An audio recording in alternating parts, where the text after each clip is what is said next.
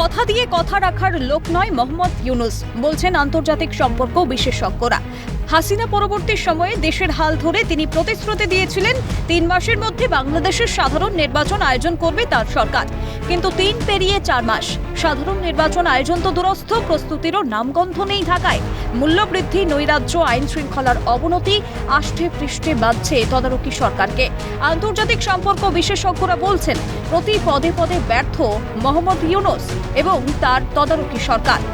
ঘরে বাইরে চাপের মুখে পড়ে কি এবার দেশ ত্যাগ করবেন ইউনূস? কেন, কিভাবে ব্যর্থ ইউনূস সরকার?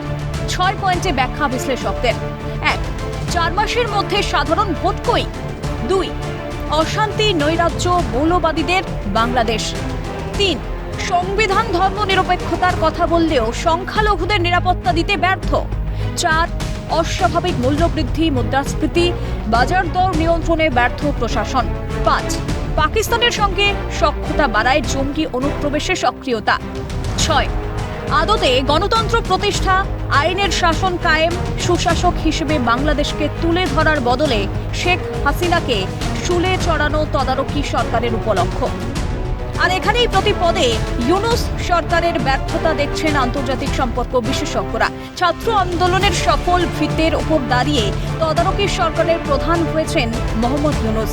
এবার কি ব্যর্থতার দায় নিয়ে দেশ ছাড়বেন তিনি, নাকি ফের একবার বৈষম্য বিরোধী ছাত্র আন্দোলনের জোয়ারে হাসিনার মতোই ভেসে যাবেন নোবেলজয়ী মোহাম্মদ ইউনূস?